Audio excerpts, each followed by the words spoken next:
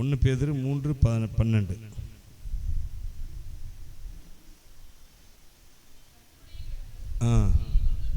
நோக்கமாக இருக்கிறது.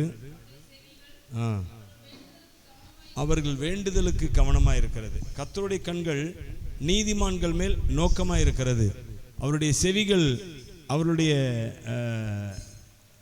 வேண்டுதலுக்கு கவனமாக இருக்கிறது. நீதிமான்களுக்கு உண்டான ஒரு ஆசீர்வாதம் இது என்னன்னா, அவர் நீதிமான்களை கவனித்துக் கொண்டே இருக்கிறாராம். தமக்கு பிரியமானவர்களை அவருடைய இரத்தத்தால் கழுவப்பட்ட சபையில் இருக்கிற அவருக்காக ஓட வேண்டும் என்று சொல்லி அவருக்காக ஒப்பு கொடுத்திருக்கிற அந்த நீதிமான்களை கர்த்தருடைய கண்கள் நோக்கமாக இருக்கிறது. அவர்கள் மேல் நோக்கமாக இருக்கிறதாம். அப்போ நோக்கமாக இருக்கிறா என்ன அர்த்தம்? அவர்களே அவர் பார்த்து கொண்டு இருக்கிறார், கவனித்து கொண்டே இருக்கிறார் அப்படின்னு சொல்லி அர்த்தம். தானியேலை பார்த்து ஆண்டவர் சொன்னார்ல, தானியேலே நீ மிகவும் பிரியமானவன், எனவே நீ வேண்டிக் கொள்ள தொடங்கின போதே கட்டளை வெளிப்பட்டது அப்படிங்கிறார். அப்போ தானியேல் பிரியமானவனா இருந்தபடினால கர்த்தர் என்ன பண்ணாரு, அவன் எப்பொழுது வேண்டிக் கொள்வான் என்று சொல்லி பார்த்து கொண்டே இருந்தாராம். அதே போலதான் பிரியமானவர்களே, தேவனுக்கு பிரியமானவர்கள், அவரை ஆராதிக்கிறவர்கள், அவரை மகிமைப்படுத்தி கொண்டே இருக்கிறவர்கள், அவர்களை தங்களுடைய வாழ்க்கையின் முக்கிய நோக்கமாக வைத்திருக்கிறவர்கள், முக்கிய பகுதியாக வைத்திருக்கிறவர்கள், அவர்களுக்கெல்லாம் தேவன் கொடுக்கிற ஆசீர்வாதம் தான் இது. என்னன்னா, அவர்கள் போக்குவரத்து எல்லாவற்றிலும் கர்த்தருடைய கண்கள் பார்த்து கொண்டே இருக்கிறது. நீங்க நல்லா புரிஞ்சுக்கங்க, உங்களை கர்த்தருடைய கண்கள் பார்த்து கொண்டே இருக்கிறது. ஆமென். ஒருவேளை நீங்க அதை அறியாம இருக்கலாம், அது உங்களுக்கு உணராம இருக்கலாம். நம்ம அநேக வேளையில அதை உணராம போயிடுறோம். ஐயோ அப்படின்னு சொல்லி என்ன செய்யறோம்? பதறோம். ஒரு ஆபத்து வந்துட்டுனா, ஒரு பிரச்சனை வந்துட்டுனா, தீங்கை போன்ற ஒன்று வந்துட்டுனா உடனே பதறோம். நாம ஐயோ இப்படி வந்துட்டு, அவர் தான் உங்களை பார்த்துட்டே இருக்கிறாரு. ஹல்லேலூயா. ஒரு நாளும் உங்கள் மேல் இருக்கிற அவருடைய கண்களை அவர் எடுக்கிறதே இல்லை, உங்களை பார்த்து கொண்டே தான் இருக்கிறார் அவர். வேதத்தில் இங்க பாத்தீங்கன்னா பரிசுத்தவான்கள் அநேகரை குறித்து நான் பார்க்கிறோம். தேவன் மேல் நோக்கமா இருந்தவர்கள், அவர்கள் தேவன் மேல் தான் நோக்கம். அவருடைய நோக்கம் எல்லாம் அதுதான். நம்முடைய வாழ்க்கை அப்படி மாறணுங்கிறனா, நம்முடைய நோக்கம் எல்லாம் தேவனாக மாற வேண்டும்.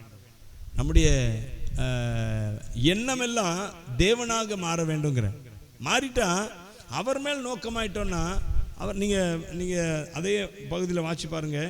9ஆம் வசனத்தை வாசிங்களேன். சரி கட்டாமல்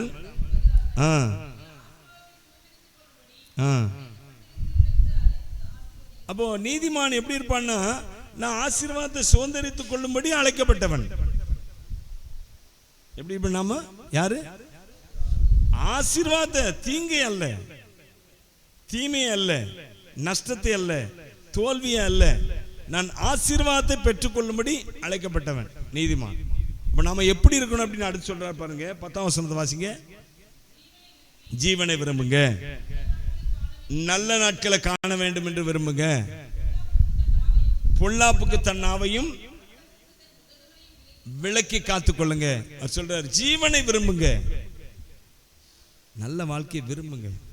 நம்ம எல்லாரும் நல்ல வாழ்க்கையை விரும்புறோம், அதுல இல்லைன்னு சொல்ல முடியாது. ஆனா நிறைய வேளையில என்ன செய்கிறோம்னா, தீங்கு வந்துட்டுனா பயப்படுறோம். கர்த்தர் மேல உள்ள எண்ணத்தை விட்டுட்டு அந்த தீங்கு மேல எண்ணத்தை. இந்த சீஷர்லாம் பாருங்க, அவர்கள் படகுல போயிட்டு இருக்கும்போது கப்பலின் பின்னணியத்தில் இயேசு என்ன செய்தார்? படுத்திருந்தாரு. இவர்கள் புயல் அடித்தது, கடல் கொந்தளித்தது. உடனே என்ன செய்தாங்க? ஐயரே, எங்கள் மேல உங்களுக்கு கவலையே இல்லையா?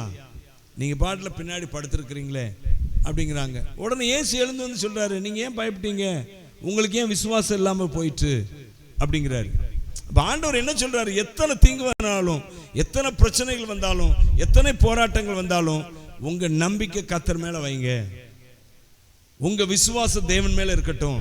ஏன்னா உங்க படகுல இயேசு இருக்கிறாரு, உங்க வாழ்க்கையில இயேசு இருக்கிறாரு, உங்களுக்குள்ள இயேசு இருக்கிறாரு.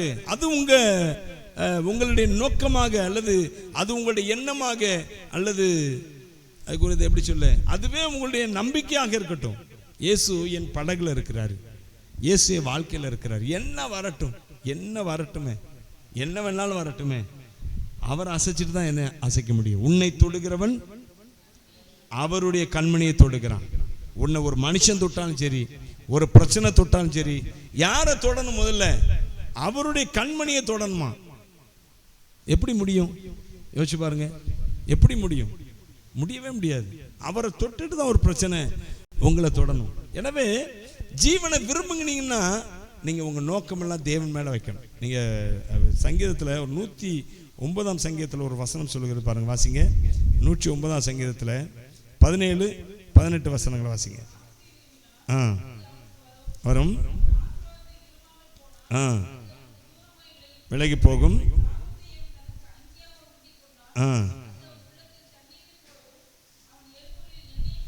சாபத்தை விரும்பினான், அது அவனுக்கு வருமா? அப்ப சாபத்தை யாரு விரும்புவா? விரும்ப மாட்டாங்க யாரும். ஆனா அதை பத்தியே பேசிட்டு இருக்கிறாங்க பாருங்க, அது தானாவே அவருடைய விருப்பமாகத்தான் இருக்கிறது. ஹல்லேலூயா. அதை பத்தி பேசும்போதே அவங்களுக்கு சில பேருக்கு என்னன்னா, தங்களை குறித்த ஒரு பரிதாப உணர்வு, தங்களை குறித்து ஒரு என்ன சொல்ல, தங்கள் கைவிடப்பட்டது போலவே பேசிட்டு இருப்பாங்க எப்போதுமே. யார் எனக்கு ஆதரவு, யார் எனக்கு அதை செய்வா, யார் எனக்கு இதை செய்வா என்று சொல்லி தங்களை குறித்த ஒரு பரிதாப உணர்வே அவர்கள் மேல மேலோங்கி நிற்கும். அப்ப அது என்ன அர்த்தம்னா, அவங்க சாபத்தை விரும்புறாங்கன்னு அர்த்தம். நீங்க ஜீவனை விரும்புங்க. இதுல சொல்லப்பட்டிருக்கல, ஜீவனை விரும்புங்க. 10ஆம் வசனம் சொல்லுது பாருங்க, ஜீவனை விரும்பி நல்ல நாட்களை காண வேண்டும் என்று இருங்க.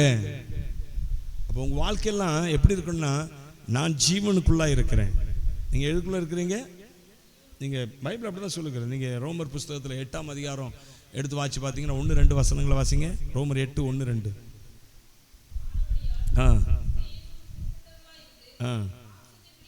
நடவாமல் தீர்ப்பில்லை. பார்த்தீங்களா? ஜீவனுடைய ஆவின் பிரமாணம் விடுதலையாக்கி, பாவம் மரணம் என்பவைகளின் பிரமாணத்திலிருந்து நாம் என்ன செய்யப்பட்டிருக்கிறோம்? விடுதலையாக்கப்பட்டு எந்த பிரமாணத்துக்குள்ள இருக்கிறோம்? இப்போ ஜீவனுடைய, நான் தினந்தோறும் அடிக்கடி இந்த வார்த்தையை சொல்லி ஜெபிக்கிற வழக்கம் எனக்கு இருந்தாலும் சரி, குடும்பத்துக்கானாலும் சரி. ஆண்டவரே, நாங்கள் ஜீவனுடைய ஆவின் பிரமாணத்தில் இருக்கிறோம்.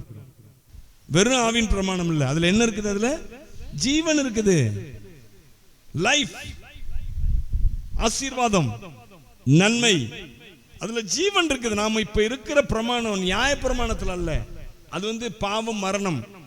நியாய பிரமாணம் என்னது?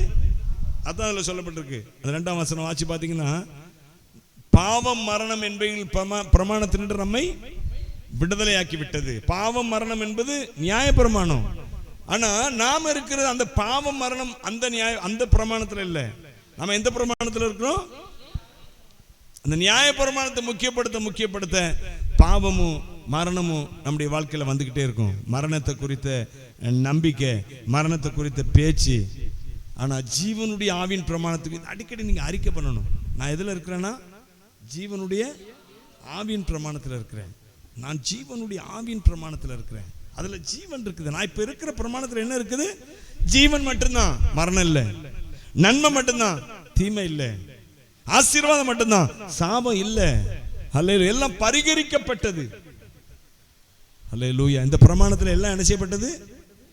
அப்ப இந்த ஜீவனுடைய ஆவின் பிரமாணத்தில் இருக்கிறத நீங்க என்ன செய்ய, நீங்க ஜீவனை விரும்புனீங்கன்னா இதை அறிக்கை பண்ணிக்கிட்டே இருக்கணும். ஜீவனை விரும்பி நல்ல நாட்களை காண வேண்டும் என்று இருக்கிறவன், வாசிங்க, ஜீவனை விரும்பி நல்ல 10ஆம் வசனம் 3:10 1 பேதுரு.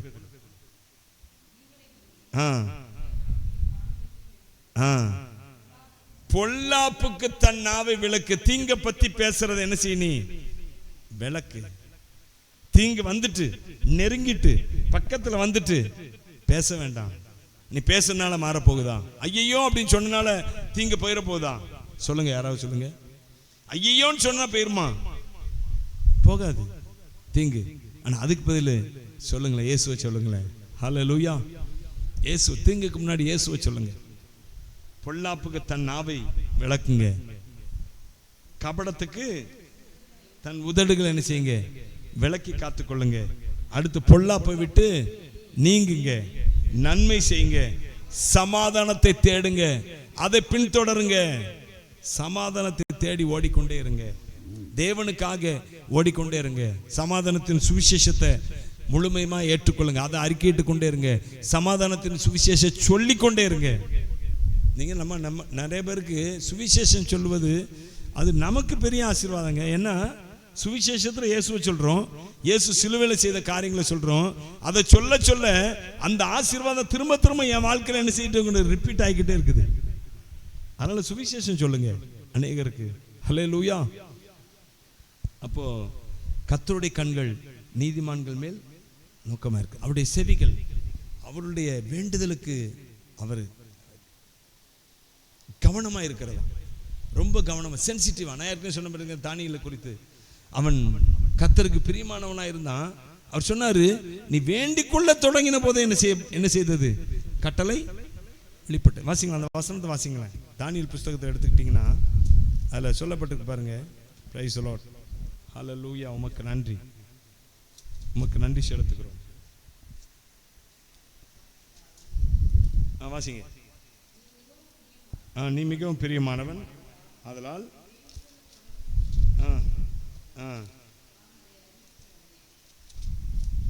வாசிங்க 9:23.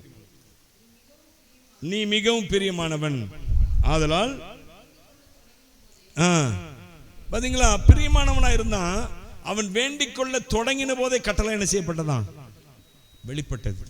எனவே எனக்கு அருமையான தேவனுடைய பிள்ளைகளே, உங்களுடைய வேண்டுதலுக்கு, உங்களுடைய கூப்பிடுதலுக்கு அவருடைய செவிகள் எப்படி இருக்குதா?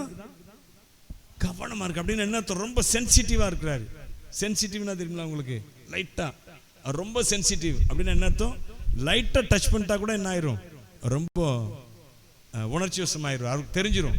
அது மாதிரி உங்க வாயை திறந்துட்டாலே, வேண்டிக்கொள்ள தொடங்கினாலே அவர் உங்கள் வேண்டுதலுக்கு அவருடைய செவிகள் கவனமா இருந்து உடனடியாக பதிலை கொடுக்கிறார். ஹல்லேலூயா. இந்த காலவேளையில் உங்களுக்கு எனக்கும் கர்த்தர் கொடுத்த வார்த்தை தாங்க, உங்கள் மேல் அவர் நோக்கமா இருக்கிறார். நீங்கள் வேண்டிக்கொள்ள தொடங்கும் போதே கட்டளை வெளிப்படும்.